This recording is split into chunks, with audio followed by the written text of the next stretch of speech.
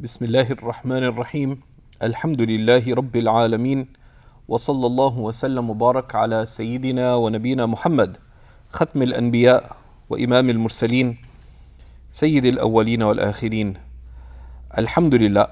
In our lessons on intermediate Islamic beliefs, in which we're looking at Imam Sawi's commentary on Jawhara al-Tawhid, and Jawhara al-Tawhid is one of the best intermediate expositions of, or Jawhara al-Tawhid is one of the best mutun, one of the best primers in Islamic beliefs. 144 line poem that is clear, comprehensive, beautifully expressed, precise, and covering what needs to be known regarding the science of beliefs, regarding divinity, prophethood, and matters of the hereafter. And Imam Sawi's commentary is one of the most clear commentaries in Islamic beliefs. Right?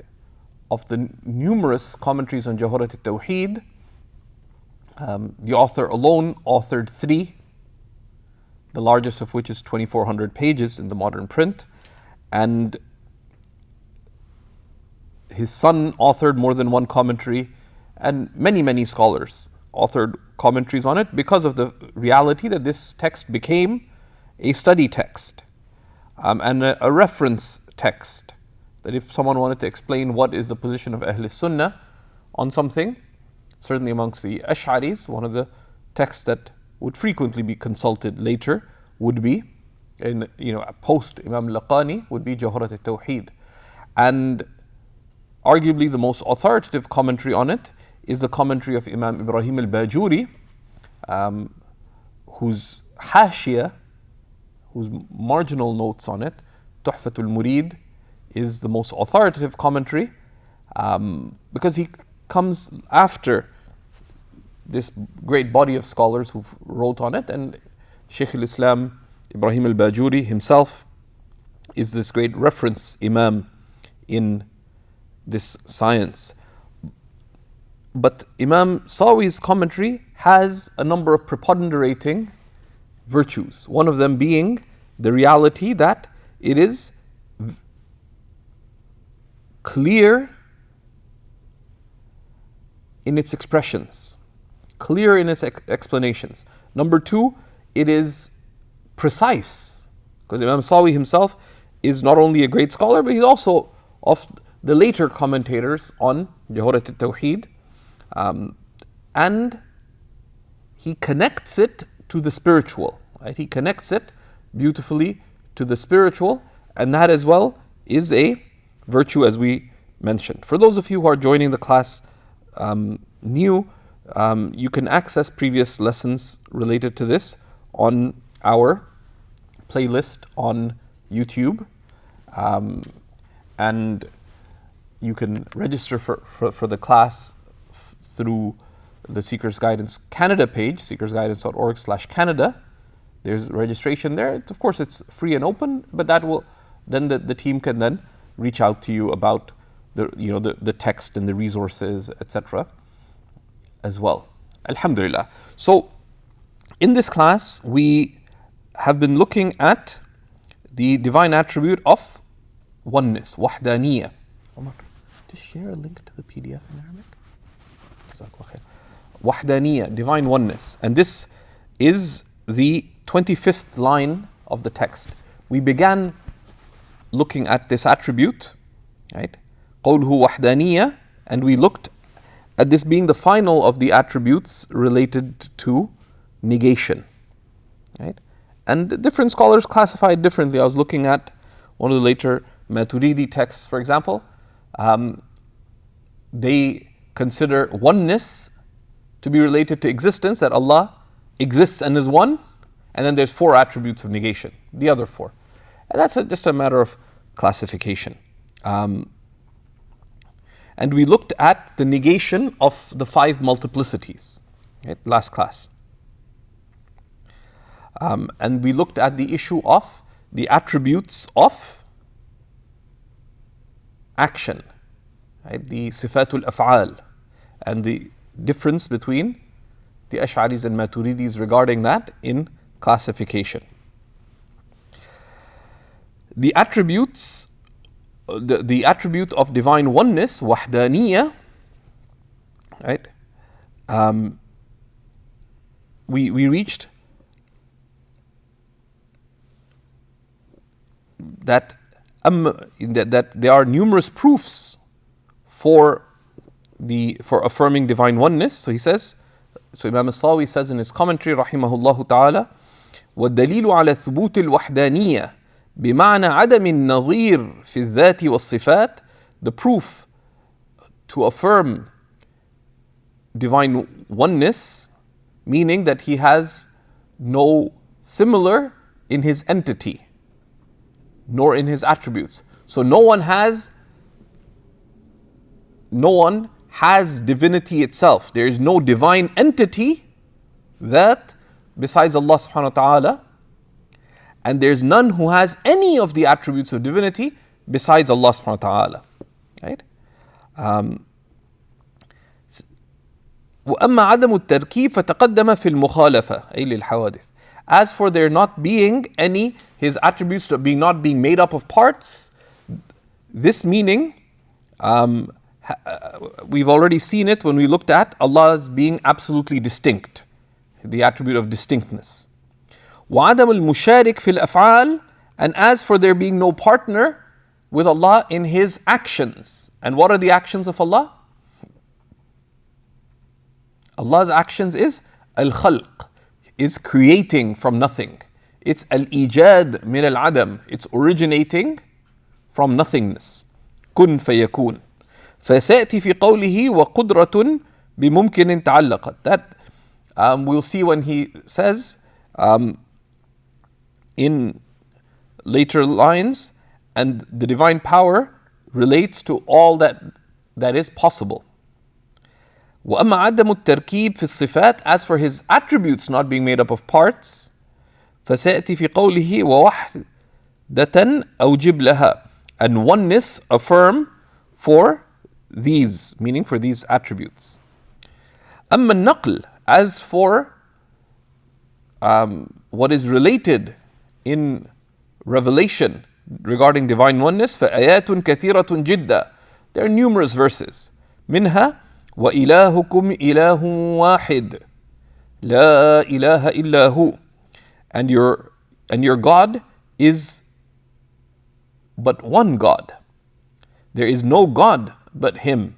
Right? From Surat Al-Baqarah, verse 163. And from Ayat Al-Kursi, Allahu la ilaha illa hu, Allah, there is no God but Him. Al-Hayyul Qayyum, the living, the sustaining. That's Surah Al-Baqarah, verse 255. And this same, okay, that's from Surah Al-Baqarah. It also comes in Surah Al-Imran, the second verse. Right? هو الذي يصوركم في الأرحام كيف يشاء. It is He who fashions you in your wombs as He wills. لا إله إلا هو, there is no God but Him. إلى غير ذلك, to other than that. And we mentioned that there's 3 types of verses that affirm divine oneness. There are the verses that explicitly state that He is one God. There's others that tell us about divinity, right, with its attributes. And there's other verses that call upon us to reflect on the signs in creation pointing to or manifesting the Creator and the Creator's attributes. So these are the transmitted verses, and from that, of course, is Surat Al-Ikhlas, right? Which an Ikhlas there, right?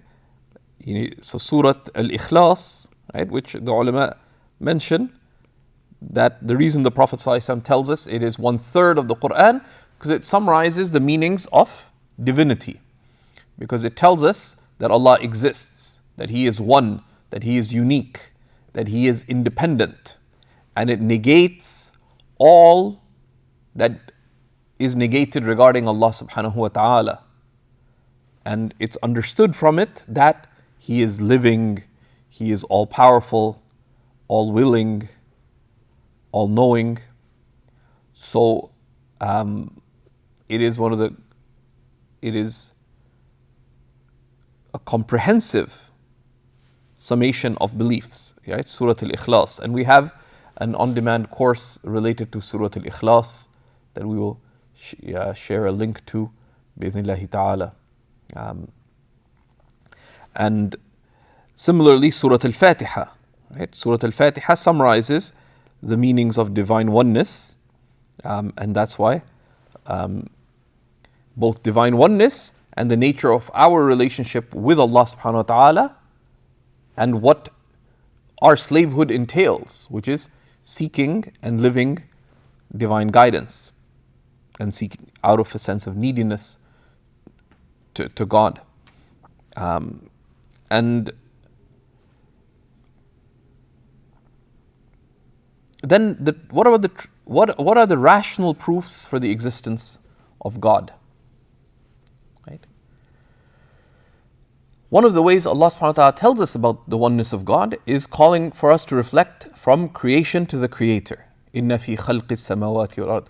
Truly in the createdness of the heavens and the earth, the alternation of night and day are signs for those who reflect. الَّذِينَ يَتَفَكَّرُونَ فِي خَلْقِ السَّمَاوَاتِ وَالْأَرْضِ. Those who actively reflect. Right? تَفَكَّرَ, the تَفَعَّلَ pattern, is an active engagement in the meaning of the verb, which is fikr, which is reflection. Those who actively, consistently reflect upon the createdness of the heavens and the earth. رَبَّنَا مَا خَلَقْتَ هَذَا بَاطِلًا. You did not create this in vain, without purpose, meaningless. Subhanak, glory be to you. Right? So, in that, right, one of the quickest way to argue the oneness of God is creation needs a creator. And the creator could only be one, and that one is Allah subhanahu wa ta'ala. The other line of reasoning is from possibility. From possibility. That creation is merely possible, but it has existence, and this preponderation requires a preponderator. And that preponderator could only be one, because if it was many, it would entail infinite regress or circularity, and that would be absurd. And that's the argument from possibility. There's of course an argument from revelation as well, which is that which is the argument that this Quran could not be from a human being. Right? And it challenges you to produce a like of it, and it claims that this is from the Lord of the heavens and the earth.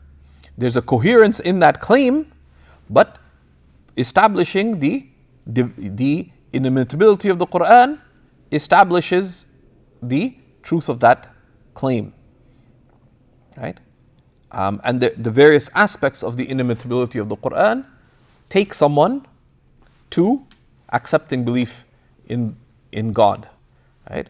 The linguistic marvel of the Quran, the marvel of its eloquence, the marvel of its guidance, the marvel of its legislation, the marvel of its insights, the marvel of what it mentions about past, present, and future, etc. Then there's of course the argument from the person of the Prophet sallallahu alaihi wasallam. Allah subhanahu wa ta'ala swears by him sallallahu alaihi wasallam and by his life, la'amruka, by his very life, right?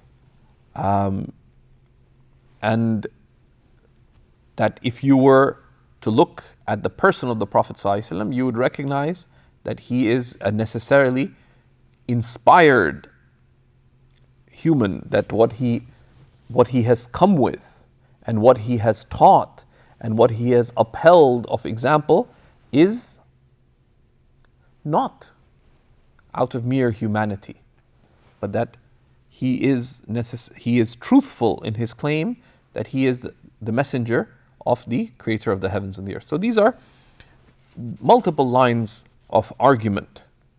But at the core, one of the proofs is a proof pointed to in the Quran, and this is referred to as Burhanut Tamanu', right?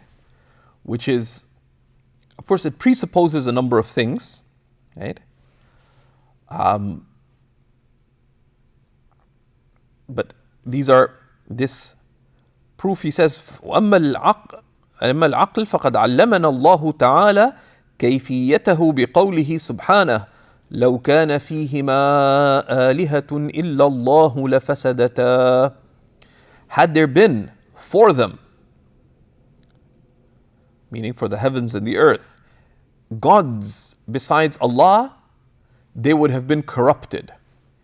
أي لما وجدتا, they would not have existed. And this is from Surat Al-Anbiya, verse 22. Had there been for them gods besides Allah, they would have not existed. But they do exist. Therefore, there could only be one God. And then we'll see the breakdown of this proof. Why? Because this goes back to either the proof of creation requires a creator, and if, say, one of the core meanings of there being a creator is of the divine is that the divine is the one who creates from nothing, right? So had there been other creators, these would have been corrupted. There would be chaos and there would not be balance, right? Or they simply would not have existed, and we'll see the proof of that in a moment. وَقَوْلِهِ تَعَالَى, and Allah subhanahu wa ta'ala's words in Surat Al-Mu'minun, verse 91, مَا اتَّخَذَ اللَّهُ مِنْ وَلَدٍ, Allah has not taken a child. وَمَا كَانَ مَعَهُ مِنْ إِلَهٍ, and there is not with him any God. إِذَا لَذَهَبَ كُلُّ إِلَهٍ بِمَا خَلَقٍ, otherwise each God would take, meaning would claim what they have created. وَلَعَلَى بَعْضُهُمْ عَلَى بَعْضٍ, and each God would vie for ascendancy over the other. And that is not the case. That is not the case. Right? The fact that we seek, imagine if right now where you are, suddenly, you exist for a moment and you don't exist for another, and someone, let's say you're African American, suddenly you become Chinese for 30 seconds and then you become Australian and start speaking in a cool Australian accent, and then you become a cockroach and then you're back to who you were. Why? Because different gods are competing over your qualities, right? Suddenly the oxygen turns poisonous, etc. And even more fundamentally, that reality could not possibly be. And we'll see that. This is وَتَقْرِيرُ ذَلِكَ الْبُرْهَانِ وَيُسَمَّى بُرْهَانَ التَّمَانُعِ وَالتَّتَارُضِ فِي فَرَضِ اخْتِلَافِهِمَا وَبُرْهَانَ التَّوَارُدِ فِي فَرَضِ اتِّفَاقِهِمَا. And let's look at the structuring of this proof, and this is called and let's keep away from philosophical terms in English. Burhanut Tamanu', the proof of opposition, under the possibility of them disagreeing. And that's rationally possible. You could say, well, they could be more than one God and they just agreed to do things this way. But it remains possible for them to disagree, right? But there's also Burhanut Tawarud, the proof of accordance. If we assume that they agree. Even then, it is absurd for there to be more than one God. So, he begins with the second. What if they chose to agree that if there were two gods, God A and God B, right? And they just said, let's just work together. أما الثاني أي برهان التوارد فتقريره أن نقول. And this, for those of you who are taking this class formally, these proofs require writing down. Break down into steps and make sure you are clear about every single step. Right?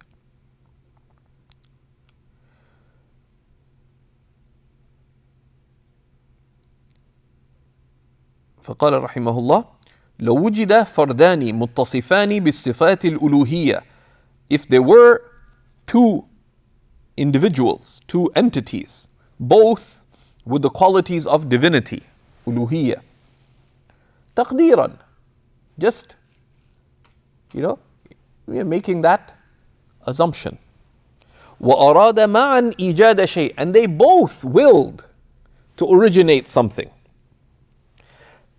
Right? So God A and God B both agreed, let's create this world. They said, yes, let's do it. So God A and God B both partnered to create this world. So ittifaq, they agreed. Sounds fine. Ta'awun, cooperation, collaboration. فإما يحصل بإرادتهما معا. This could happen either by both their wills, وذلك باطل, and that's false.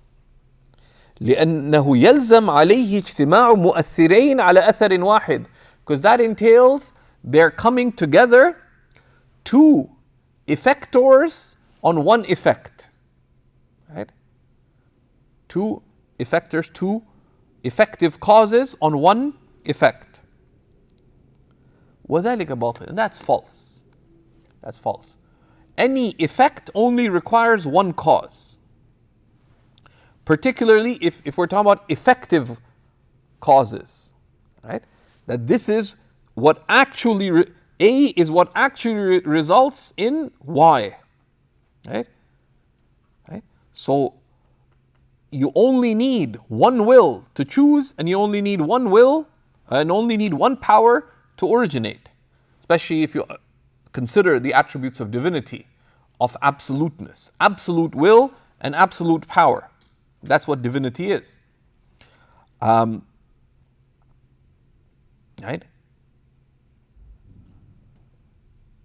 لأنه يلزم عليه اجتماع مؤثرين على أثر واحد. Because otherwise there will be two effective causes for one effect. أو بإرادة أحدهما, or say no, it happened by the will of one of them. وذلك باطل أيضا, and that too is false. لأنه يلزم عليه عجز الآخر.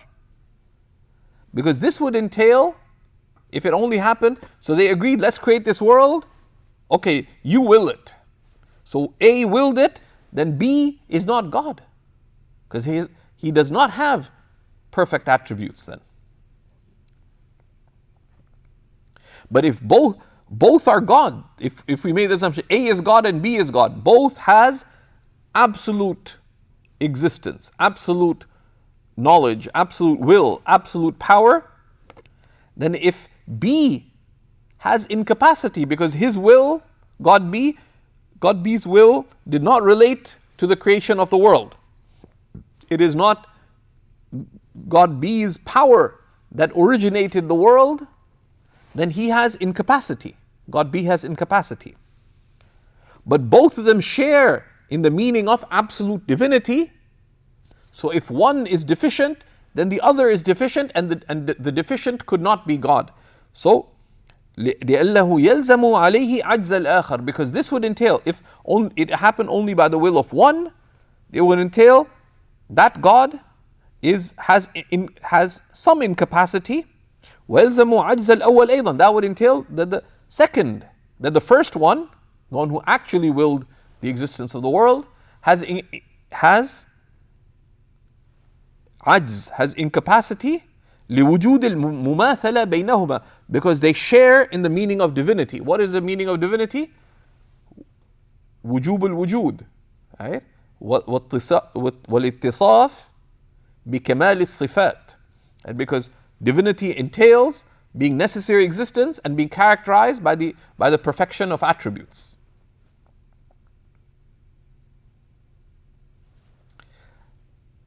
That's if they were to collaborate. So collaboration doesn't work. Sheikh Adib demonstrated this with a very simple example. I asked him about this. Did I cover that? Yeah. The example of the tissue paper, right? That if, he took his time to demonstrate it, to pay attention, folded the tissue paper multiple folds, right? And I explained it in more detail. Then he looked at me and he ripped it, right? Even something simple as that, do you need two people to rip it? No. Because if it needed two people to rip it, then either they're both incapable, right? It didn't. Because, that which is within someone's ability, it only needs one person to choose to do it and only one person to actually do it, right? And the things that we need to collaborate on, that's in our realm because we have incapacity. Could you build a rocket on your own? No, people need to collaborate. Why? Because it's outside normal capacity. But we're talking about here, divinity. So you have to think in the frame of what are the basic attributes of divinity. Okay. وتقرير الأول أي برهان التمانع, and the proof of the first, meaning the برهان التمانع, the proof of opposition, which is what's explicitly addressed in the Quranic verse.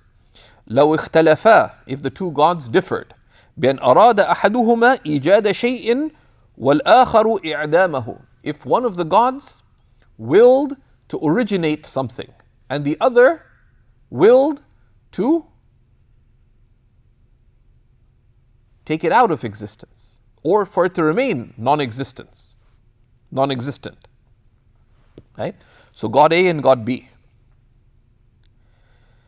One willed for this table to exist. The other willed for it not to exist. فإما أن يتم مرادهما, then either both their wills would come to pass, وهو باطل, and that's absurd, للزوم اجتماع الضدين, because that would entail that two opposites can coexist, right? And that's false, right? That this table cannot exist and non-exist at the same time. So if one willed for the table to exist or the world to exist, the other didn't, then if both their wills came to pass, that would entail absurdity. أو لا يتم مرادهما معا, or neither of their wills comes to pass. Or both of their wills don't come to pass, i.e. only one of their wills comes to pass. So God B won out this time. God B didn't want the world to exist and it didn't exist. وهو باطل أيضا, and this would also be absurd. Right? Sorry. أو لا يتم مرادهما معا, or neither of their wills came to pass, and that's absurd because the world must either exist or not exist. Right? But even before that, and that would entail many layers of absurdity. If God A wanted willed the world to exist, and God B willed for the world not to exist, and neither of their wills came to pass, that would entail the absurdity of, we've proven both of them incapable, but also something can exist or not exist. There is no state between the two. So this would also be absurd. أو يتم مراد أحدهما, or the will of only one of them would come to pass, دون الآخر, and not the other.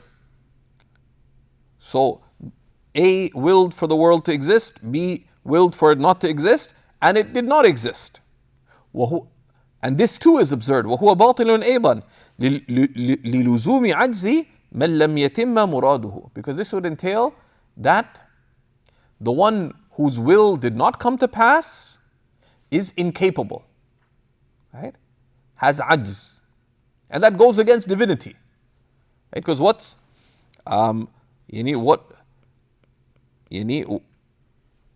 is divinity? Right? Being, the various meanings that we discuss about divinity, uluhiyya, right? Or being a necessary existent, etc. From any of the meanings of divinity, the necessary existent, being eternal, being absolute, etc. None of those meanings would befit. And the necessary the God bereft of any of the meanings of divinity is not divine. Because it entails ajz, wal ajz munafi lil uluhiyya. Because incapacity goes against divinity.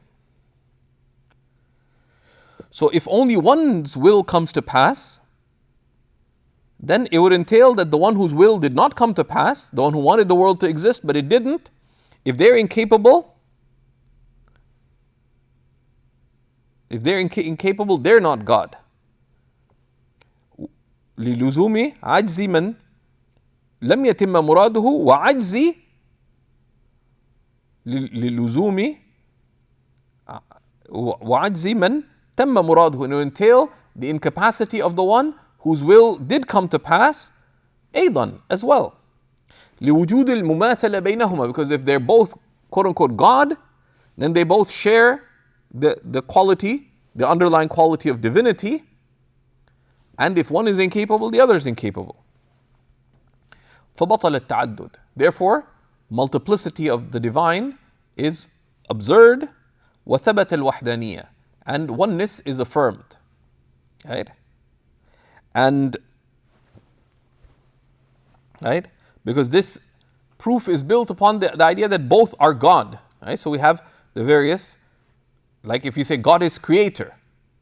So anything he wills, he creates. If if there's a God whose will does not come to pass, then he's not the creator. He's not creator because he's incapable. And the other meanings of divinity that we've talked about, the one free of need of any other, whom all are in absolute need of, doesn't work with that, right? So the various definitions that we've looked at before of ilah, right?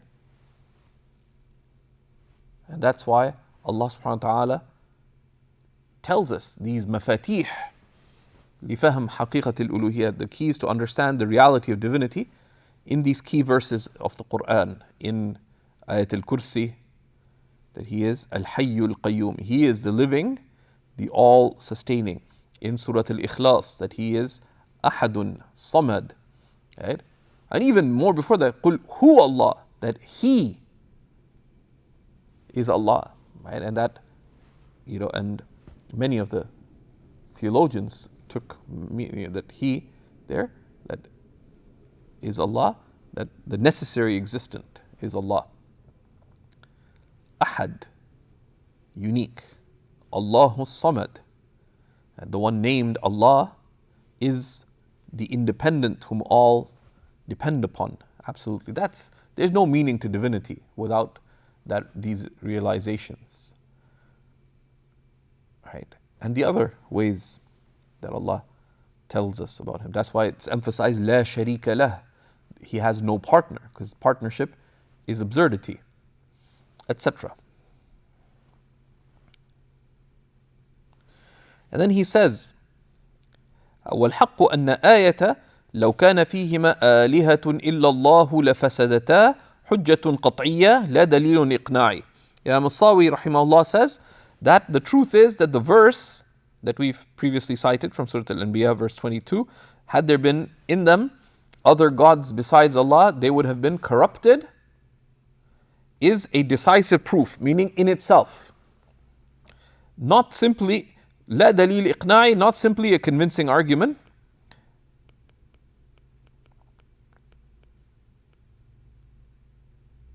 And this is an argument that is amongst the theologians. Everybody agrees that burhanu tamanu', that the proof of opposition is a decisive proof. The issue is that is the verse itself the decisive proof? Right? Or does which is what Imam Sawi says is the truth, and this also take the position taken by Imam al-Bajuri and others. Imam Ala ad-Din al-Bukhari, who passionately attacked those who held otherwise. Or is the verse itself a convincing proof pointing to the decisive argument, which is the Burhan al-Tamanu? And Sa'ad al-Din al-Taftazani took the position that it is Dalil Iqna'i, it's a convincing argument. And a number of scholars took that approach as well. For those who would like to read up a little more about this, you can see the Sharh al-Maydani on the Tahawiyya, or you can see al-Khadimi on the Tariq al-Muhammadiyya. Right, in the section on divinity, he discusses this. And in our classes on the Tariq al-Muhammadiyya, the path to piety, when in the first or second of the lessons on the section on beliefs, we touched upon that a little bit as well.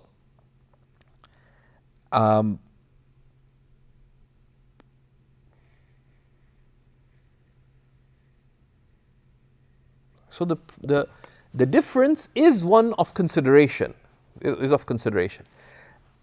If we step back from the difference, everybody agrees that the proof, this burhanu tamanu', the proof of opposition, is a decisive proof.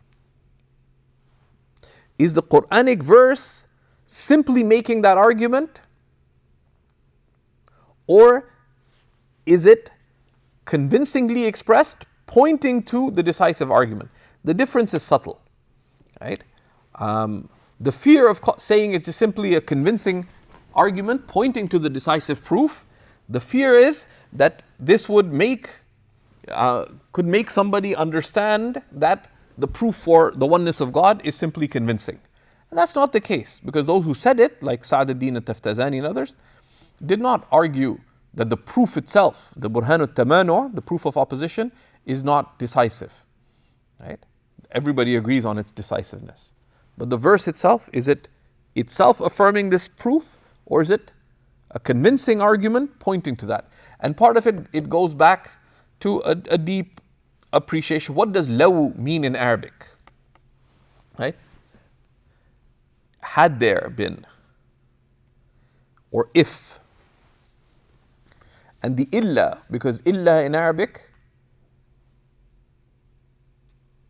has a potential range of meaning. And then fasad, corruption. Right? If you understand any kind of corruption, that they would have been corrupted, Allah Himself tells us in the Quran, لو ظهر الفساد في البر والبحر. Corruption has spread in the heavens and the earth. They say no. Though those would argue it's a decisive proof, we're not talking about the corruption of attributes. Right?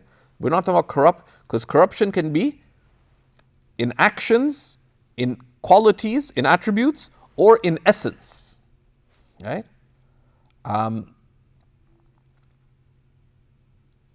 So those who say it's a decisive proof, they understand fasad to refer to عدم الوجود لفسدتها في ذاتها.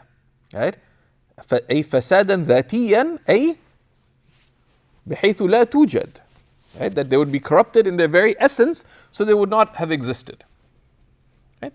And this is, and it's good to sometimes step back and not rush to say, okay, this one's right and that. A lot of the late scholars took the position, and some very passionately, of it being a decisive argument. It's also discussed by Mullah Ali al-Qari in his Sharh Fiqh al-Akbar. It became a big debate by Shaykh Abdul Ghani al-Nabulsi, both in his commentary on the Tariqah and elsewhere, and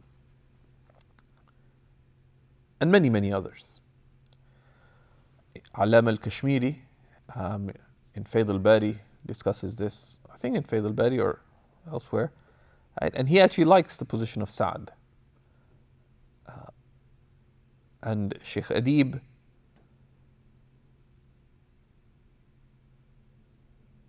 said if you understand fasad to mean not existing, then yes, it's a decisive proof. But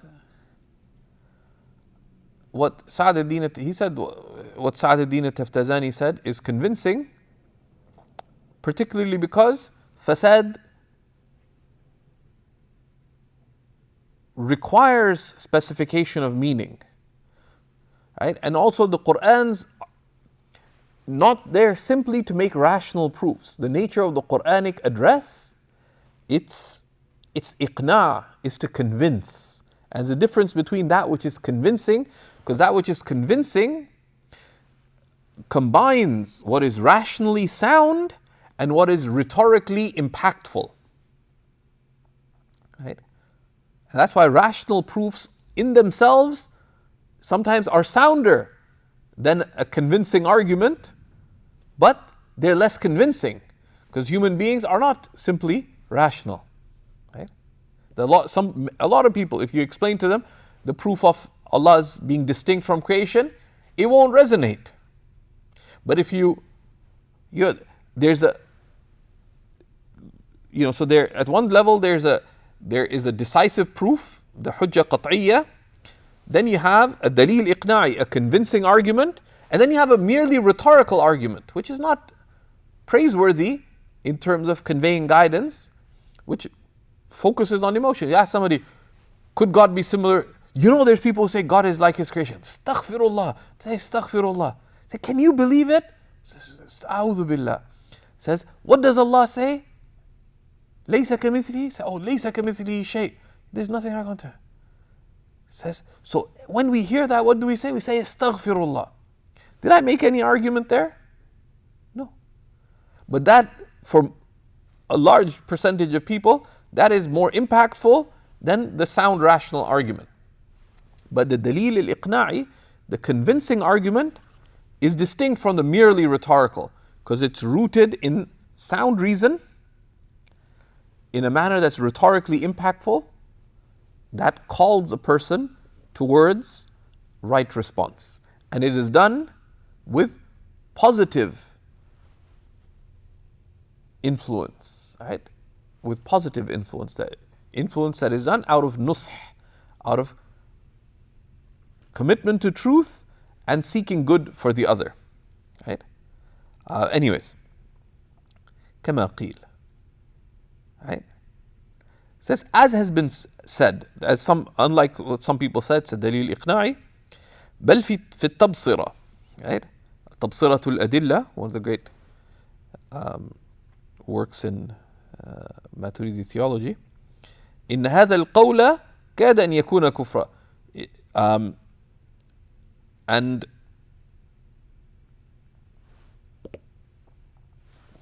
that this opinion that it's merely a convincing argument, the author of Tabsirat al-Adillah said this opinion is almost disbelief. And that's disputed. You can see a lot of the argument in Maydani's commentary on the Tahawiyya. Okay. وَتَقْرِيرُهُ.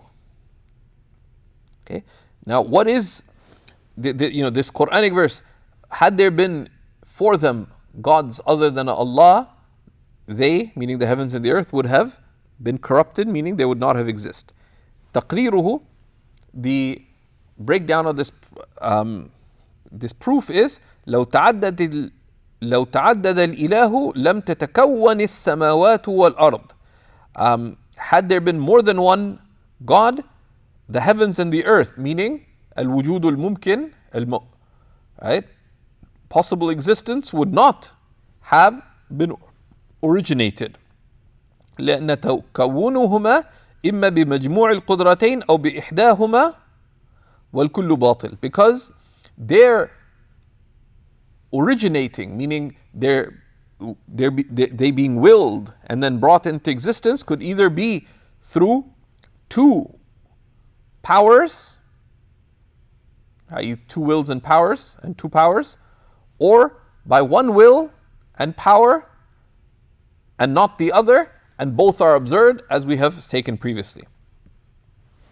أما الأول, as for the first, that it could be that the heavens and the earth would have been created by more than one God at the same time, فلأن شأن الإله كمال القدرة, because the nature of the divine to have perfect power.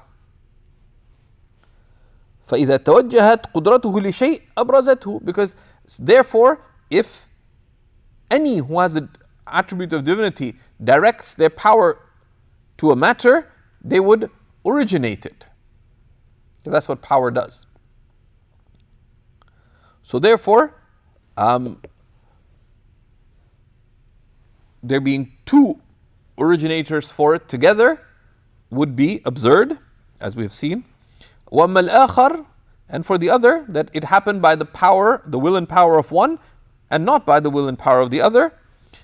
فَلِمَا مَرْ فَيَلْزَمُ عَجْزُهُ, for what we've taken, because it would entail the incapacity of one. فَلَا يُوجَدْ شَيْءٍ مِنَ الْعَالَمِ, and if one is incapable, then the other is also incapable, because they share the meaning of divinity. وَعَدَمُ وُجُودِ الْعَالَمِ مُحَالٍ, and this world not existing is absurd. And that's not, and the fact that the tangible world exists is affirmed by all rational beings. يثبته كل عاقل إلا المتعنت, except one who is denying the obvious. Right?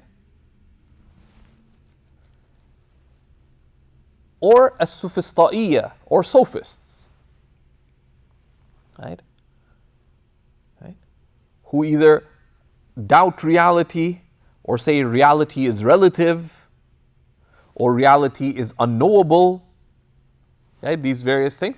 And this is why in a lot of the great Maturidi works, including the Aqaid of Imam Nasafi, and also al-Lamishi and many others, it became a norm that a lot of the great Maturidi works would begin by affirming that حقائق الأشياء ثابتة, the realities of things are affirmed, right? That we can rely upon reason and perception at different levels, and these are demonstrably reliable. And therefore knowledge of them is real, right? Is actualized, is actual. لأنه خلاف الحس والعيان, because it is contrary to the hiss, to our perception, and to what we behold. فيكون معنى فسدتا لم توجدا. So therefore the meaning of they would be corrupted, i.e. they would not exist. وهذا هو الحق, and this is what is true. تنبيه إلا في قوله تعالى لو كان فيهما آلهة إلا الله لفسدتا صفة لآلهة بمعنى غير. And إلا, besides Allah, in Allah's words, had there been in them gods besides Allah, is an attribute of gods. بمعنى غير, meaning other than. فهي اسم لكن لم يظهر إعرابها إلا فيما بعدها, but its إعراب is not clear except with what comes after. لكونها على صورة حرف, because it's like a حرف. ولا يجوز أن تكون إلا هنا أداة استثناء, that here except could not be with the meaning of exception. لا من جهة المعنى ولا من جهة اللفظ, neither in meaning or in word. أما الأول أي من جهة المعنى لأنه يلزم منه نفي التوحيد, because if you say that had there been any gods in it except Allah, it would entail affirming gods, right? Like a category called gods, and then negating it, right? And that would entail a negation of tawheed. إذ التقدير لو كان فيهما آلهة ليس فيهم Allah, because that would mean supposing the reality that there be gods without Allah, and that would be absurd. فيقتضي من مفهومه, and that would entail by what is derived from that had there been gods amongst whom was Allah, then they would not have been corrupted. And that's false. And a sound mind would not think that meaning. As for the second, in terms of the word, فَلَأَنَّ الْمُسْتَثْنَى مِنْهُ يُشْتَرَطُ أَنْ يَكُونَ عَامًا, because what that in wording, the thing that's being made an exception from has to be general. Right? وآلهة جمع منكر في الإثبات فلا عموم له. And آلهة is an indefinite plural if affirmed, so it cannot be generalized. فلا يصح الاستثناء منه, so exception cannot be made from it. Right? Right? Because, for example, in Arabic you can't say جاء رجال إلا زيد. Right? Right? That the mustathna, what's being made exception from has to be definite. Right? So that's a linguistic thing. Right? So it's not actually an exception here, right? It's meaning had there been gods besides Allah. So the i'rab of it is only manifest when you consider the whole, number one. And the meaning is, there are no gods besides Allah, because had there been gods besides Allah, these would not have existed, the heavens and the earth. كذا قال المحققون. This scholar's verification, I mentioned this. So this actually, he summarizes, like here, some of these investigations, you wonder, okay, why is it here? And why does he unpack this when the text is meant to be clear? If you look at his explanation here, which is really summarized, and then you go to larger commentaries, like Imam Laqqani's own commentary, for example, or some of the Hawashi, like Hashiyat al-Amir, and others, on these kinds of investigations, you'll find there's a lot of back and forth. So here it's summarized for you. This is not what in brief notes you write, لو كان فيهما آلهة إلا الله, that إلا here is صفة للآلهة بمعنى غير. Right? And it does not mean, and it's not for istithna, it's not for exception. And you can say, see page such and such for the details. But this is useful to keep track of, because when you go to larger commentaries, or you're now expanding your horizons. You're studying another text on Jawhara al-Tawhid, and you're reading on your own other ones, and suddenly you're navigating a lot of opinions. This gives you navigational guidelines. Of course, if you're not familiar with the issue of istithna, of the usage of illa, for example, this is where the student of knowledge would say, you know what, I've covered bab al-istithna, the chapter on exception and illa and its usages. Let me go review what I have read, and to take this kind of thing as an opportunity to read further elsewhere. Okay. Munazzahan. So what's the summary? So we saw that the transmitted proofs for divine oneness, right, are numerous, and we said they're of three categories. We also, and then we looked at this burhanu tamanu', right, the rational proof itself on its own, and most of the later scholars argued that this proof of opposition is what's in the Quranic verse itself, which is the case if you understand lafasadata to meaning lama wujidata, they would not have existed. فسادا ذاتيا بمعنى عدم الوجود. Right? Intrinsic corruption, meaning not existing. Right? Someone left the raw meat on the counter in the heat, and it got eaten up by the maggots. It was corrupted. It didn't just spoil; it just ceased to be. Right? Okay. But we also argued that one can argue from from reason, right? And there's a number of ways to argue divine oneness. We have previously looked at the issue of the absurdity of infinite regress, for example. There's another line of reasoning which is from the negation of multiplicity affirms unity. The proof from possibility, that the world is merely possible, and it requires a preponderator that could only be one, that's connected to infinite regress. Creation requires a creator. So there's a number of lines of rational reasoning, right?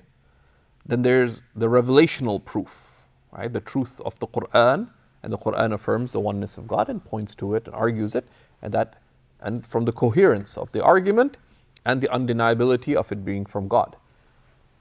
Then from the Prophet sallallahu alaihi wasallam, right? Of the truth of the Messenger alayhi salatu wasalam. And there's also a convincing argument from the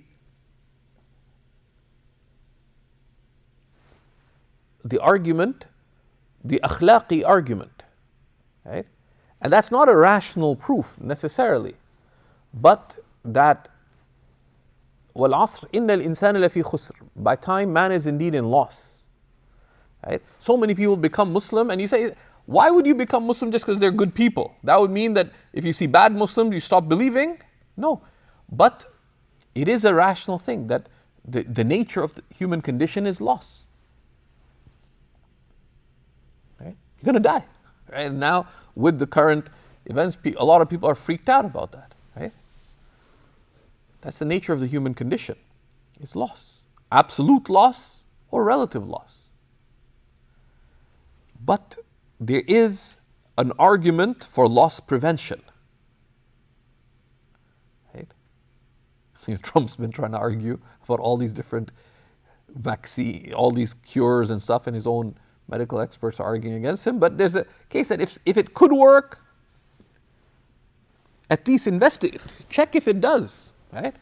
Like someone's sick, like you're dying, you would seek a cure. Now you're dying, you're human, you're dying. Right? Life is a terminal condition. Right? Now someone comes and says that there is a way to prevent, to eternally prevent this terminal condition. Right? And these people embody that. Right? So that's what, and that's why, what does Ibn Ata'illah say? سبحان من لم يجعل الدليل على أوليائه إلا من حيث الدليل عليه ولم يوصل إليهم إلا من أراد أن يوصلهم إليه. That glory be to the one who did not make indication towards his elect servants except insofar as it being an indication towards him, and he does not connect to them, meaning typically with true connection, except those whom he has willed to connect to himself. Glorious is he. That aspect is very powerful, right? That because these people embody what it means to be a servant of the One, to be a follower of the Prophet sallallahu alaihi wasallam. The Quran comes with an exposition of the straight path, la rayba fi, that has no doubt, guidance for those seeking mindfulness. Right? These people embody those meanings. كان خلقه القرآن صلى الله عليه وسلم. His character was the Quran, and there are those who are inheritors of the prophets who embody some of those lights, and that is a very powerful thing. That's why community is a very powerful thing in the virtues that, as a collective, a true community of faith would manifest. So that's another component, and it's important to be aware of this range of arguments. Right? Then he says, قوله منزها حال من الضمير في قوله فواجب له الوجود وكذا قوله أوصافه سنية. So this منزها is a hal, right? And likewise أوصافه سنية حال فهي حال مترادفة. So these are synonymous أحوال in grammatically. So it's حال بعد حال. سنية, right? سنية radiant إما من السنة بالقصر بمعنى الضياء. Radiant أي صفاته كالضياء. His attributes are like radiant light. بمعنى النور بجامع الاهتداء. Meaning light, and the shared meaning why you could use this metaphor is guidance. لأنه يهتدى بآثارها, because by the traces of the divine attributes, one is guided to God. أو من السناء, right? بمعنى الرفعة. سناء also means elevation. لأنها مرتفعة ومنزهة عن النقائص, because they are elevated and transcendent beyond blemishes, right? سناها وإن أخفاها صب فظاهر. Shaykh Abdurrahman Shawi said, the radiance of the divine, even if the one in love tries to keep it to themselves, it is manifest, right? فأوصافه سبحانه وتعالى رفيعة جميلة جليلة فمن تعلق بها ونظر إليها وشاهدها لم يحكم بقبح شيء. So therefore we understand that Allah Most High's attributes, glorious is He, are elevated and beautiful and majestic. So whoever is attached to them and looks to them and beholds them will not deem anything in existence to be bad, insofar as هذا خلق الله, this is the creating of Allah, right? And actions manifest the attributes of the one acting. قال بعض العارفين إذا ما رأيت الله في الكل فاعلا رأيت جميع الكائنات ملاحا وإذا لم ترى إلا مظاهر صنعه حجبت فصيرت الحسان قباحا. If you only behold Allah in all things as the actor, you see all of existence beautiful. And if you do not see except the mere disconnected manifestations of His fashioning, you are veiled and you turn beauty into ugliness, right? Because there's creation, there's creating, and there's the creator. If you see creation as the creating of Allah, you see all creation is beautiful. هذا خلق الله. But if you disconnect the created from the divine creating, then you take something that is a dazzling theophany, a dazzling spectacle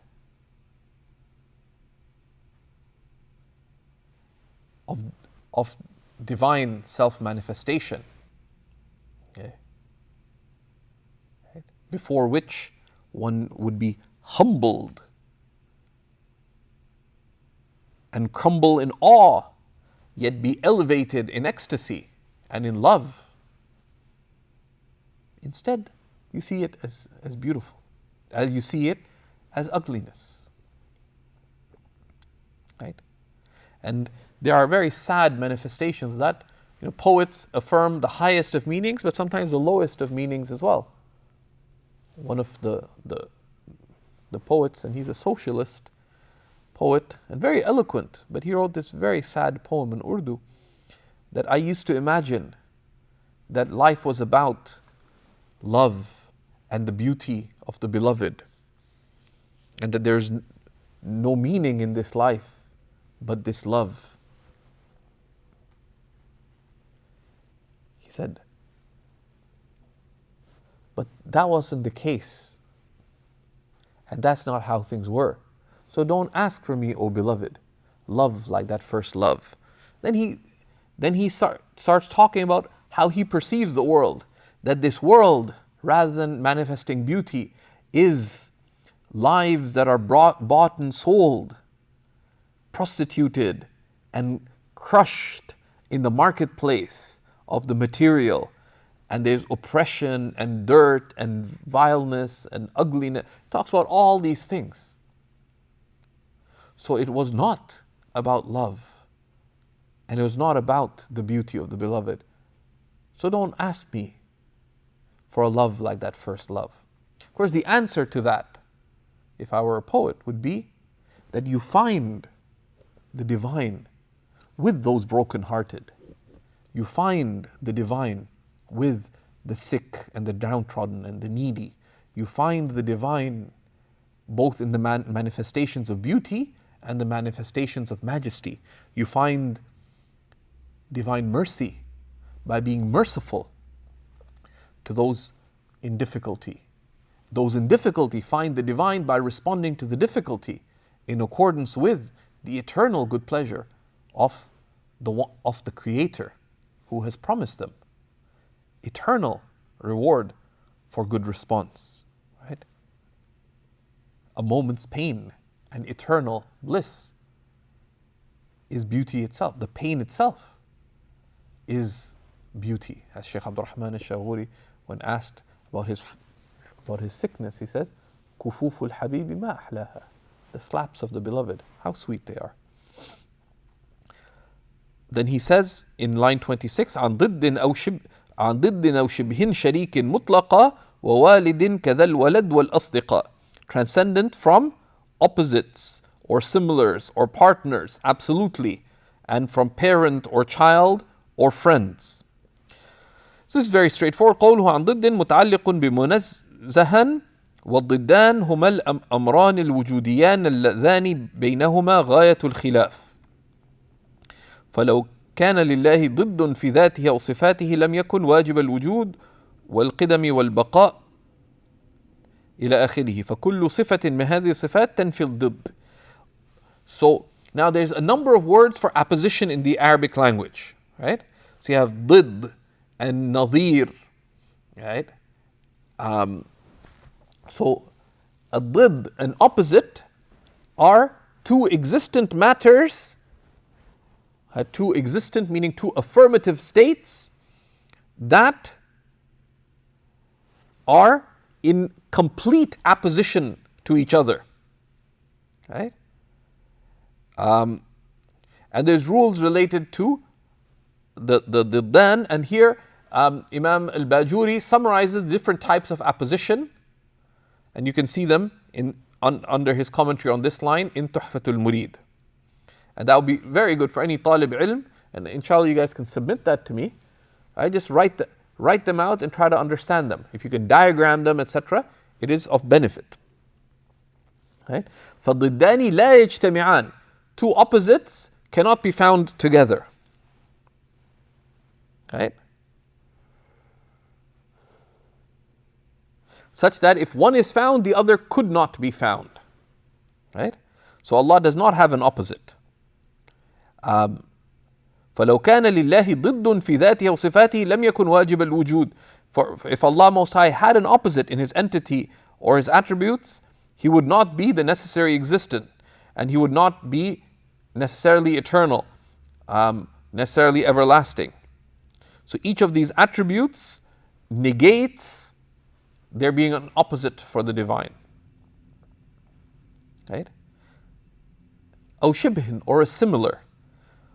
هو المشابه في غالب الأوقات. A similar is someone who has a resemblance in most attributes. أما النظير, someone who's like, فهو المشابه في أندر الأحوال.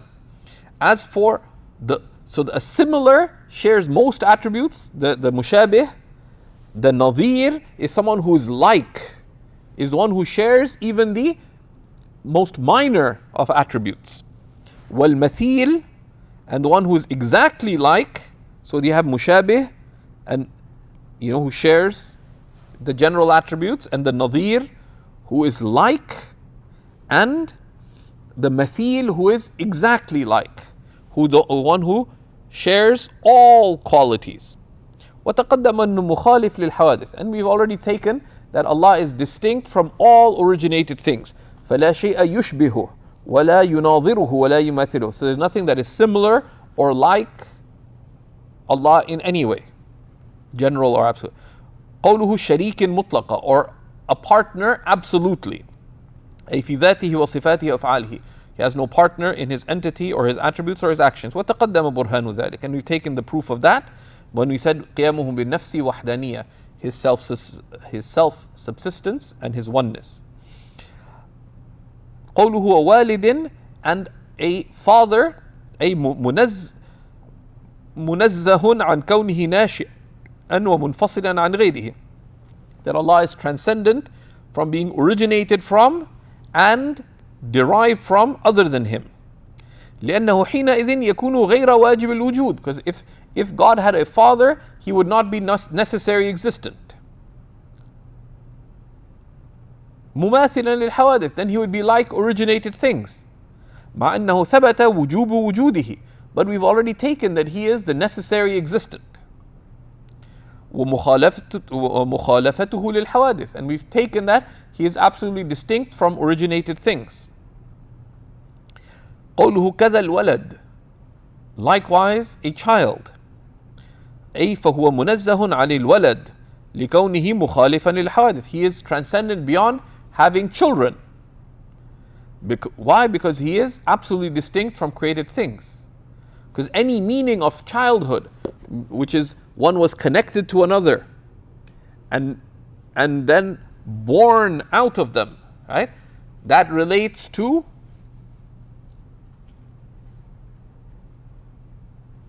the one who gave birth to be in the context of time, and there is similarity between parent and child, and all of that is absurd.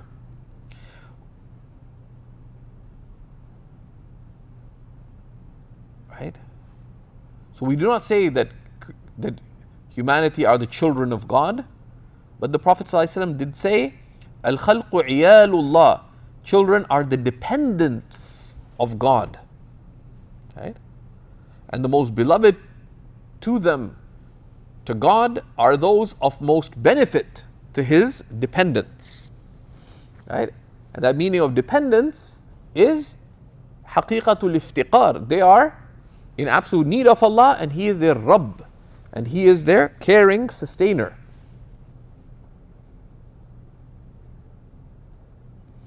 وَدَلِيلُ ذَلِكَ, and the transmitted evidence of that as well, which is from Surat Maryam, verses 90 to 92. تكاد السماوات يتفطرن منه وينشق الأرض وتخر الجبال هدا. Right? The very heavens are almost cast asunder from this statement, and the earth almost shatters, and the mountains almost crumble. And ادعوا للرحمن ولدا, that they claim for the all-merciful a child. And of course, it says the all-merciful. Why? Because everything in existence, what is it? Its very existence is atharu rahmatillah, is the traces of divine mercy. Rahmatu ijad wa rahmatu imdad. That's why Habib Hassan al-Bahr al-Jifri, Allah subhanahu wa ta'ala bless him and his blessed offspring and wider family, and benefit us from his teachings and the teachings of the righteous ulama. Right? That they claim for the all-merciful. The all-merciful, who's the one who's established on the throne of divinity over all existence. Right? Ar-Rahmanu bil-Ijad, Ar-Rahimu bil-Imdad, the encompassingly merciful by his originating and the particularly merciful by his sustaining, claiming for that one a child. And a child is one who comes forth. Right? A child is one there's birth. Right? Birth is something that takes place in time, where the one giving birth is bound by time, and what comes forth from it is bound by time, and they share attributes. And all of that would shatter the meaning of divinity, and that's why there's such a powerful verse. وَمَا يَنْبَغِي لِلرَّحْمَنِ أَن يَتَّخِذَ وَلَدًا. It does not befit the all-merciful to take a child. Right? And here we've mentioned, and this is, they say, طَلَبُ الْعِلْمِ عَلَى طَالِبِ الْعِلْمِ. Seeking knowledge is upon the seeker of knowledge. Right? And it's not from the way of the ulama to say, okay, let's look at a tafsir of this verse. You're a talib ilm, you're a seeker of knowledge. Right? These verses from Surat Al-Rahman, look up some tafsir of them. Right? And that's something, Omar, I'd like, between you guys, try to find a couple of tafsirs of these. You can see, for example, Safwat al-Tafasir. You can see, does Ibn Juzay talk about it? Look at some of the tafasir. We've mentioned so what does An-Nasafi say in Hafiz al-Din al-Nasafi, in the tafsir al-Nasafi, or At-Taysir fi al-Tafsir of Maulana Abu Hafs al-Nasafi, the author of the Aqaid, right? So let's find a nice tafsir of these verses, and these are points of reflection. فتنزه الله عن أن يكون غيره علة فيه. So Allah Most High is exalted beyond any being a cause for His existence. أو هو علة في غيره, or for Him to be a cause for anything else. Because the relationship between the illah and the ma'lul, between cause and effect of this necessary cause and effect, is إذا وجدت العلة وجد المعلول. Right? If the cause is found, the effect must be found. And that's not the nature of Allah and creation. Right? Because Allahu khaliqun ikhtiyara. Allah is the creator out of absolute choice. Sometimes some of the ulama express, because words fail when talking about the divine, but one needs to be careful about the grammar of expression of meanings of divinity. Right? So they say Allah created creation in order to manifest His attribute. This is min babil hikmah wa la min babil ijab. This is just from explaining wisdom, discernible wisdom, not because God needed to. له معنى الخالق ولا مخلوق, as Imam Tahawi says. He has the meaning of the creator even without creation. ومعنى الرازق ولا مرزوق. He has the meaning of being the provider even there's none to provide. Right? ومعنى الربوبية ولا مربوب. And the meaning of lordship even without there being any to lord over. Why? Because He possesses all these perfections in the fullness of their meanings eternally. لوجوب وجوده وقدمه وبقائه ومخالفته الحوادث. Because of the obligation of His being the necessary existent and being eternal and everlasting and absolutely distinct from creation. So one of the ways, that one makes one's case, right? That sometimes some people need that you unpack why what they believe is unsound. But when you do that, right? So someone has a weak rope that is going to break. It's not al-urwatul wuthqa. It's not the firm, unbreakable rope. Right? Now, but if you tug at their rope, what are they going to do? They're going to hold fast harder, and they won't let go. So sometimes you have to show them. They have to demonstrate why. Okay, this is what's meant by divinity. This is what's entailed by divinity. And we present the clarity and coherence of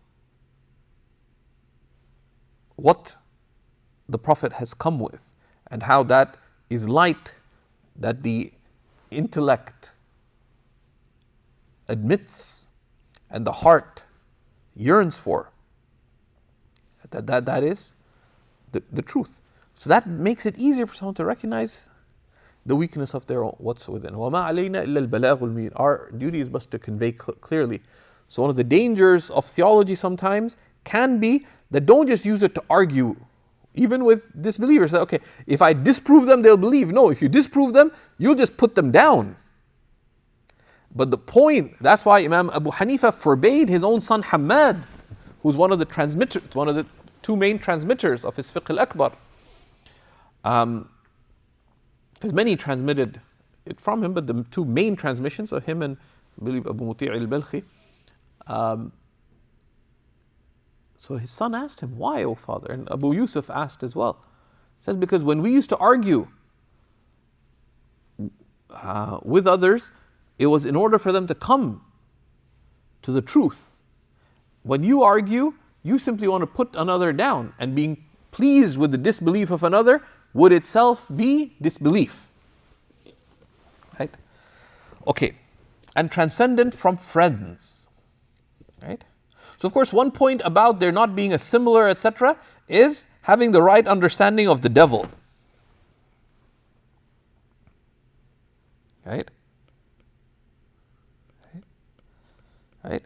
The devil is not acting outside of divine knowledge, will, and power. Right? Allah has created the Iblis just as He has created the angels and everything else, لِيَبْلُوَكُمْ, as a test, out of wisdom, out of mercy. Were not for the whisperings of the shaitan, a lot of people will just be complacent. Right? The shaitan is a sign of divine lordship, a sign for the believer of their neediness to Allah subhanahu wa ta'ala. A'udhu billah, I seek refuge in Allah. Right? The whispering of the shaitan comes, it propels the faithful believer towards Allah subhanahu wa ta'ala. He served as a sign. A warning sign, but a warning sign is a sign nonetheless. The shaitan is bound by the reality that la hawla wa la quwwata illa billah. There is no ability nor power except by Allah. Yani all the shaitan has is his choice to whisper to you. Right? But the shaitan is dependent upon the divine. He's not outside divine will, not outside divine power, he's not outside divine wisdom, he's not outside divine mercy. Rahmati wasi'at kulla shay. My mercy, Allah says, encompasses everything. The shaitan is from, if you respond right, but he's a fitna, but he's an intense test. فَاتَّخِذُوهُ عَدُوًّا. So take him as an enemy. But he is not God's enemy in the sense that somehow there's the party of light on the other, there's a party of darkness, and there's a battle going on. Allahu khaliqu kulli shay. There is but one Lord for creation. Right? And this is part of the wisdom. So don't. إِنَّ كَيْدَ الشَّيْطَانِ كَانَ ضَعِيفًا. And the plotting of the shaitan is weak. All he can do is whisper. Right? So you got to put on spiritual noise cancelling headphones and keep away from the noise and stay safe. That's important to understand, right? That we're not dualists in any way. That there's, right? That the tests are from Allah subhanahu wa ta'ala too. Right? وَالْأَصْدِقَاء, right? And transcend beyond friends.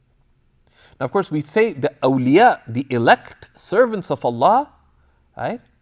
But that is al-awliya, and we'll talk about that later, because وَأَثْبِتًا لِلْأَوْلِيَا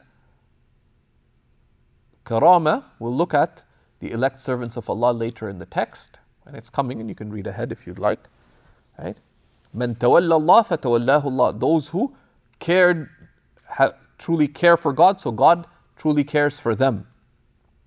right? Wal-asdiqa, and friends, transcendent beyond that, right? In any created meaning, right? And we don't say someone is a sadiq of Allah, because that's not a term that's come in revelation, nor on the tongue of the Prophet sallallahu alaihi wasallam. Jam'u sadiq. And here there's a beautiful lines of poetry, and these are attributed by some to Sayyidina Ali bin Abi Talib, Allahu A'lam. هو الذي قال فيه بعضهم, and this is one who, regarding whom some have said, إن أخاك الحق من كان معك ومن يضر نفسه لينفعك وإذا ريب الزمان صدعك شتت فيك شمله ليجمعك. Your true friend is the one who is ever with you, who would harm themselves to benefit you. And if the tests of time shake you, they would ruin themselves to gather you. Right? It says, وَقَلِيلٌ مَا هُمْ, right? And how few true friends are. But this is one of the qualities, right? This goes back to al-wafa, right? Abu Madian says, من أراد الصفا, whoever seeks spiritual purity, فليلزم الوفا, let them hold fast to being loyal, the ultimate spiritual loyalty to Allah and His book and to His messenger, and loyalty to family and to friends and to the ummah and to humanity, right? Which is the upholding of trust, right? It is iltizamul amana, so holding fast to the trust, the spiritual trust of the believer and the social trust. وكما أنه منزه عن الصديق منزه عن الضد وهو العدو. And just as Allah is transcendent beyond friend, He's also transcendent from the opposite of a friend who is an enemy. وفي الحديث القدسي, and in the hadith Qudsi, and this is from the hadith of the 40 Nawawi, right, from Abu Dharr, and this is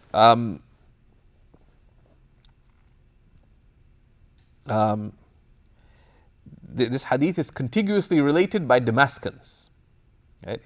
And in the footnote mentions the words of Imam Nawawi, because Abu Dharr radiallahu anhu migrated to Damascus. So the narrator of the hadith is Damascan, and there are chains of transmission of this hadith in which in each, right down to our time. So this hadith musalsal bid Dimashqiyin, right?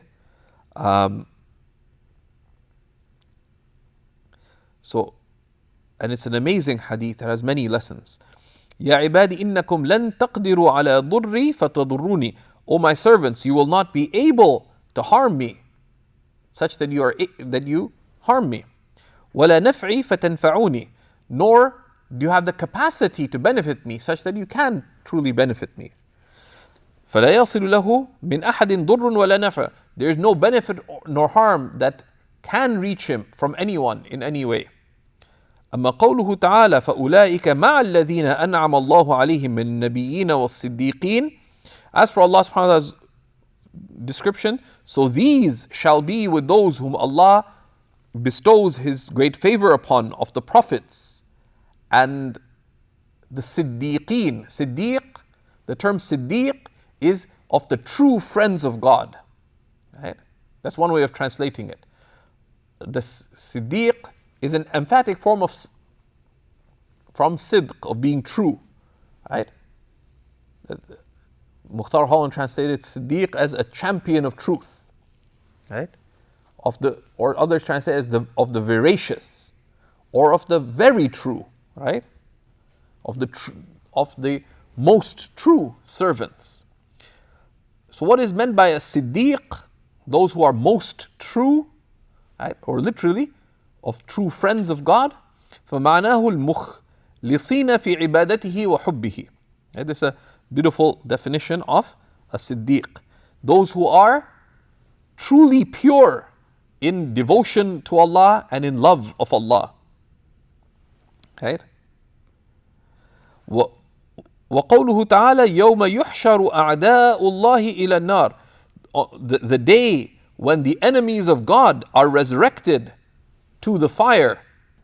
معناه غير المخلصين. It means the insincere.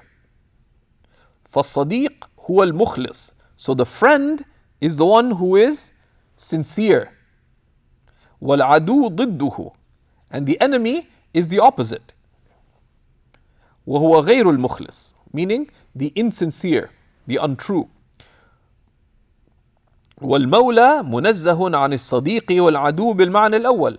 And the Lord and Master, Allah subhanahu wa ta'ala, is transcendent beyond a friend or an enemy in the first meaning, right? Of the people who share attributes. لا بالمعنى الثاني, not in the second meaning, of the one who is true to another and sincere to another, or the opposite. والأصل في ذلك قوله تعالى ليس كمثله شيء وهو السميع العليم. There is nothing like unto him, and he is the hearing, the هو السميع البصير, and the all-seeing. This is from Surat Al-Shura, verse 11. Okay. Then he says, رحمه الله تعالى, قال أبو إسحاق الإسفرايني. الإسفرايني, and Abu Ishaq al-Isfaraini, whose biography we looked at before, one of the great theologians of the of Ahl Sunnah, who died in the 5th Islamic century. Right? He says, this is a beautiful expression. أجمع أهل الحق أن جميع ما قاله المتكلمون رضي الله تعالى عنهم في التوحيد يرجع إلى كلمتين. That the people of truth, Ahl Sunnah, are in absolute agreement that all that the theologians have affirmed goes back to two statements. إحداهما اعتقاد أن كل ما يتصور في الأذهان أن كل ما تصور في الأذهان فالله بخلافه. The first is to have complete certitude that all that can be imagined in minds, Allah is absolutely distinct from it. Right? Others express this in similar ways. كل ما خطر ببالك فالله بخلاف ذلك. All that occurs to your thoughts, Allah is distinct from that. ثانيهما اعتقاد أن ذاته تعالى ليست مشبهة بذات ولا خالية عن الصفات. And to have complete certitude that Allah's entity does not resemble other entities and is not bereft of attributes. And then he tells us that Surat Al-Ikhlas negates all 8 core avenues of disbelief. So he says, ناهيك بسورة الإخلاص دليلا. It is sufficient to hold fast to Surat Al-Ikhlas as a proof. فإنها نفت أصول الكفر الثمانية, because it negated the 8 fundamental pathways of disbelief. Right? How do people disbelieve? There are fundamentally 8 ways. All of them are negated in Surat Al-Ikhlas. And these usul al-kufr are mentioned by the theologians, amongst them Imam Sanusi, rahimahullah ta'ala, in his muqaddimat. And we can share the you can find the matn of the muqaddimat, but there's a very clear commentary by Imam Sanusi himself, Sharh al-Muqaddimat. A lot of work has been done on the muqaddimat. The muqaddimat was beautiful, and there's an edition of it by Nizar Hammadi, you can find online. And he has a few muqaddimat. These are first principles related, and one of the areas is, why do people disbelieve, right? So these are 8. The first, أولها الكثرة بمعنى التركيب, is multiplicity, meaning Allah being made up of parts. الثاني العدد is number. الثالثة النقص, or deficiency, بمعنى الاحتياج, meaning need. والرابعة القلة بمعنى البساطة, is being limited. والخامسة العلة, والسادسة المعلول, or being a cause, a necessary cause for something, or Allah, or something else being a necessary cause for Allah. والسابع الشبيه, والثامن النظير, or there being a similar or a like for Allah subhanahu wa ta'ala. أما الكثرة في العدد فانتفاؤهما بقوله قل هو الله أحد.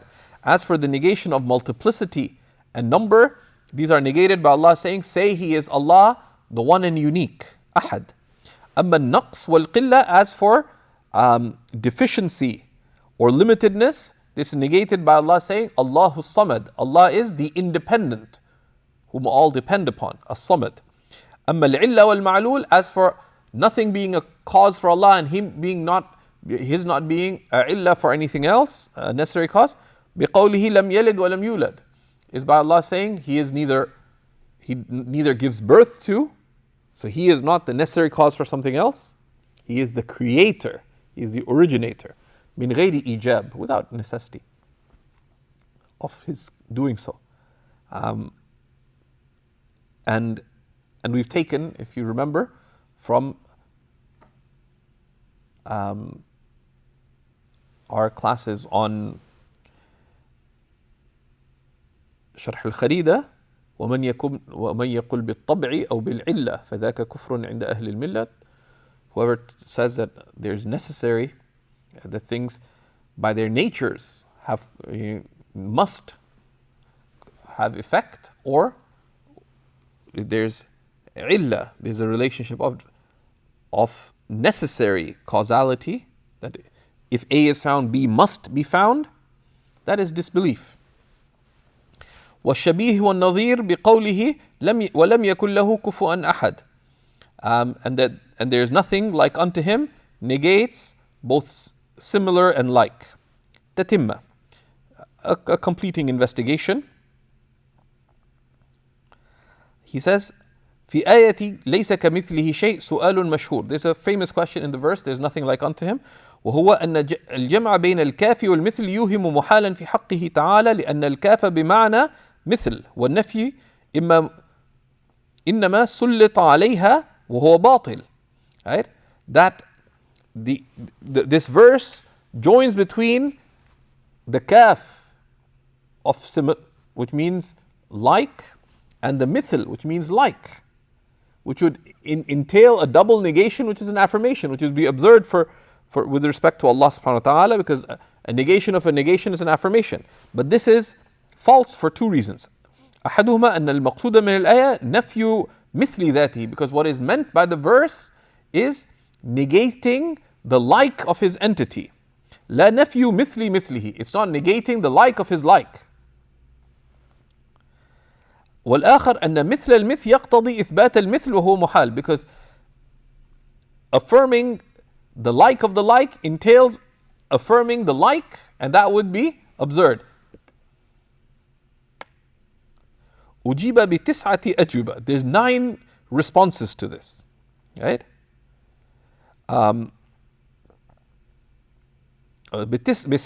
ستة أجوبة. The 6 main responses to this.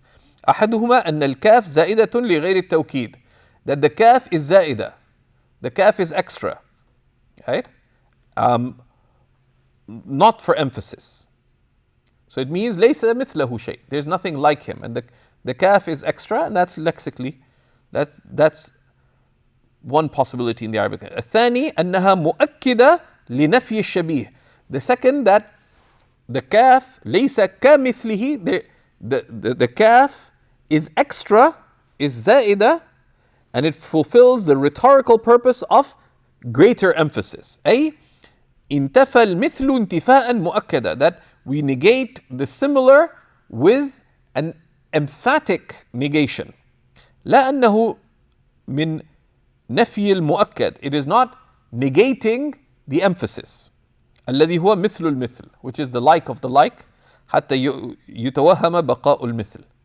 So it does not mean there's nothing like the like of Allah, because that would mean that which would entail that, well, there is a like to Allah and there's nothing like that like, which is an absurd meaning. Of course, nobody thinks about that, but just to be rigorous grammatically. الثالث أن المثل بمعنى المثل بفتحتين أي الصفة. Another interpretation is that like here means no one has qualities like the qualities of Allah. From مثل, which means attribute, meaning no one has attributes like the attributes of Allah. الرابع أنه بمعنى نفس, that the مثل means نفس أي ليس كذاته تعالى شيء. You know, that مثل means nafs, i.e. there's no self, meaning no entity like Allah. فَإِنْ آمَنُوا بِمِثْلِ مَا أَمَنْتُمْ بِهِ, that if they believe in the like of what they believe in that which you believe in. الخامس أنها من باب الكناية وفيها طريقان ثانيهما هو السادس. One is, it is metaphorical, the كاف, تقرير أولها أن نفي مثل المثل أريد به نفي المثل, that negating, so it is positing a metaphor.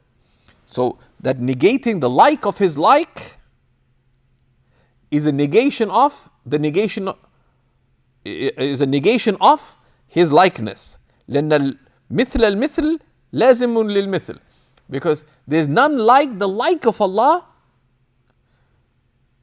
and the like of Allah is negated, so there's nothing like the like of Allah. وَنَفْيُ اللَّازِمْ يَدُلُّ عَلَى نَفْيِ الْمَلْزُومِ, and negating the like of the like entails negating the like. Right? So it has a meaning of transcendence. Right? The second of the kinaya meanings, or the metaphorical meanings, is مِنْ بَابِ مِثْلُكَ لَا يَبْخَلْ, says the like of you is not stingy, بِمَعنَى أَنَّكَ لَا تَبْخَلْ, that you are not stingy. It's from the expressions of the Arab that something that you don't ascribe to another, you say the like of you. Not that there is any like you, but the like of you, to not ascribe the unbecoming to the person themselves. فَالْقَصْدْ نَفْيُ مِثْلِهِ تَعَالَى بِأَبْلَغِ وَجْهٍ. So what is negated is the likeness of Allah in the most emphatic of forms. إِذْ هِيَ أَبْلَغُ مِنَ الصَّرِيحِ, because the kinaya, this metaphorical use, is more eloquent than the explicit. لِتَضَمُّنِهَا إِثْبَاتَ الشَّيْءِ بِدَلِيلِهِ, because it contains within it the affirmation of something with its proofs. This from the taqrir of al-Nafrawi on the author's own commentary. Right? And the Arabs would do this frequently out of adab and honoring. Right? So saying laysa kamithli, there's nothing like kamithlihi, there's nothing like the likeness of Allah. Why? Because the likeness of Allah would entail an entity that has divinity, and there's no entity that has divinity, so therefore the comparison does not arise to begin with, because the mithl of Allah would have been a divine entity. So there's nothing like the like of Allah, because the like of Allah does not exist. Because it would be absurd. It would be anything that would have likeness to Allah would be divine. And there's only one divine, so there is no point of comparison between the divine and the originated, between the khaliq and the makhluq, between the wajib and the mumkin. And then, so now we have finished looking at the attributes of negation. And then we get now to the sifat al-ma'ani, the attributes of affirmation, the affirmative attributes. And these are 7. Right, so he says in line 27, وَقُدْرَةٌ إِرَادَةٌ وَغَايَرَتْ أَمْرًا وَعِلْمًا وَالرِّضَى كَمَا ثَبَتْ. Right, so his will, his power, his will, and these are distinct from his command and his knowledge and good pleasure as is established. So we're going to look at these 7 attributes of meaning, which are these 7 affirmative attributes, which are, in logical order, they are life, knowledge, will, power, hearing, seeing, and speech. right? And we're going to look at these بإذن الله تعالى.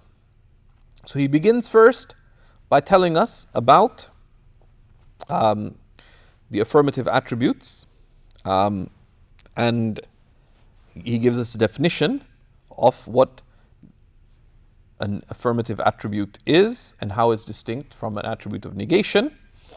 And these, you do well to keep a chart of the definitions of these attributes. You do well to go back and write down a definition for what is wujud, what's the definition of each of the attributes of negation, and don't just kind of know the summary of the definition, know it precisely. Know it precisely, because that's ilm. Right? Ilm is not like dhann, it's not like reasonably sure. It's العلم هو ما طابق الواقع, that which accords to what actually is, right? So we'll continue from here, and بإذن الله we'll make a commitment to actively to actively look at the section on logic as well, بإذن الله تعالى.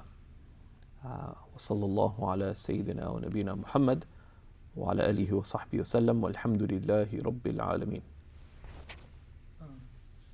Question: from these 6 responses, is there any particular one that most of the mufassirun or mutakallimun have chosen? Yes, some are stronger than others. Right? So one is there's agreement that it's not a double negation. There's agreement on that. Right? It's not a double negation. Number one, right? So the kaf is the kaf being zaida is, number one and number two are similar. Right? The kaf being zaida, the kaf being extra, they're similar. And does it entail ta'keed or not? Greater emphasis. This a matter of, goes back to the usages of the kaf, right? So, right. So that's powerful, right? Number 3 and 4 are weaker. Right? So 1 and 2 are similar and they're strong, right? And the difference in them is just of rhetorical, so it's zaida, it's extra, does it do emphasis or not? So there's a technicality, does the kaf in this context give emphasis or not? Generally the ulama would say yes, it gives greater emphasis, and also that's more becoming of the divine address. Number 3 and 4, that's meanings mathal or nafs, these are weaker arguments. 5 and 6 are similar, that they're kinaya, right? Meaning that there's nothing like your likeness, and it can be understood, and the two meanings there are complementary. So it goes back that the kaf is either for emphasis, right? Meaning there's absolutely nothing like unto him, or there is no likeness, that there is no likeness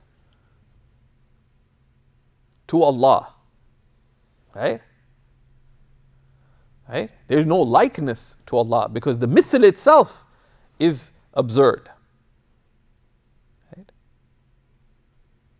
There's nothing like the likeness of Allah because there is no likeness, because the likeness would, for anything to be like Allah, it would have to share the meaning of divinity, and that is إذا انتفى اللازم انتفى الملزوم, because if what's entailed is absurd, then what's entailed by it is absurd. Right? So it goes back to two fundamental meanings, but of course this does not make the verse dhanni in that sense, because this is important. Sometimes people say, well, it cannot have multiple interpretive possibilities, because you have the verse, you have its direct meaning, and what's understood from the meaning, right? So what's understood from the verse is intifa'ul mumathala. There's يعني على وجه تام. What's understood from the verse decisively without agreement, without differing, is a negation of any similitude in any way whatsoever. How is that negation taking place? There are 6 pathways, 2 less obvious. The first 2 go back to one, that the kaf is za'idah, either without extra emphasis or with extra emphasis. And the 5th and 6th, that it's majaz, that it's a negation of the likeness of Allah, and the like is negated, so there being a like of the like is even more absurd, right? The first is more direct. The first 2 meanings are, first 2 possibilities are more direct. The 5th and 6th are more emphatic. But the hasil, and then the ulama have, you can, if you want to look at what Bajuri has to say, etc., you can find further discussion. But don't get lost in the weeds there, because a lot of it ends up being in discussions of technicalities and usage and classical poetry, etc. But we try to simplify that a little bit. But at the very least, one should know 2 of the pathways, right? Yeah. That would help you have 4 main meanings. The kaf is za'idah, the kaf is extra, either without extra emphasis or with extra emphasis, and extra emphasis is more eloquent and more befitting the divine address, and more befitting the meaning. Lexically, there's some discussion about that. Or that it's the mithl is a kinaya here. There's nothing like, literally nothing not like the likeness of Allah, meaning there is no likeness whatsoever to Allah. Because for there to be a likeness to Allah, it would entail that like has divinity, and that is absurd. So nothing could be like the likeness of Allah. Because for there to be a comparison, there would need to be a musharaka fi asl al-awsaf. There has to be a sharingness in the underlying meanings. Because can you compare what is tastier, an orange or my Apple Pen? There's no point of comparison, because one is an edible item, the other is not an edible item. So there's no comparison, right? So, etc. So we'll stop there. بإذن الله تعالى وصلى الله على سيدنا محمد وعلى آله وصحبه وسلم والحمد لله رب العالمين. We'll be starting the next class in 5 minutes. Yeah. One more question. Okay. Zing is asking, is there a reason why qiyam bin-nafs and mukhalafa lil-hawadith aren't defined? Good. Why they aren't defined in commentary? Yeah, Imam Sawi doesn't always define everything, which is why it's useful to keep Tuhfat al-Murid as an accompaniment. Sometimes the definition is found there, but he defines it indirectly. Like he doesn't just say, وَهُوَ اصطِلَاحًا, he doesn't say it is defined as this, but he'll discursively define it. So you'll find each of these, there is a definition there, but Imam Bajuri's definitions tend to be more terse and more there. So it's a good thing to write out the definitions of each of these attributes. Maybe keep an ongoing document where you keep track of these definitions, and the definitions of a text you should know, like, and you should make a commitment that by the time I get to the end of the discussion on divinity, every definition so far I'll know it. Right? And you should have and those are the projects of seekers, right? That, okay, now I'm starting to look at the affirmative attributes, class by class. I'll come to each class knowing the the attributes that we're likely to be covering coming up. But I'm also going to play catch up in everything we've taken. What is taqleed? What is nazar? What is this? What is that? What is al-hukm al-aqli? What is al-hukm al-adi? What is the wajib, jaiz, mustahil? All these different definitions, I should know them all. Right? Anything, and then to know the issues. That okay, the laysa kamithlihi shay, the kaf has various possibilities. The two main ways is either the kaf in laysa kamithlihi shay is either extra, which is either for emphasis or not for emphasis, or the mithl here is a kinaya, is a metaphorical, i.e. there's nothing like the likeness of Allah, meaning there's absolutely no point of similarity to Allah subhanahu wa ta'ala. Because any similar would have to be divine, and that would be absurd, so therefore there's nothing can even begin to compare to Allah subhanahu wa ta'ala. وصلى الله على سيدنا محمد.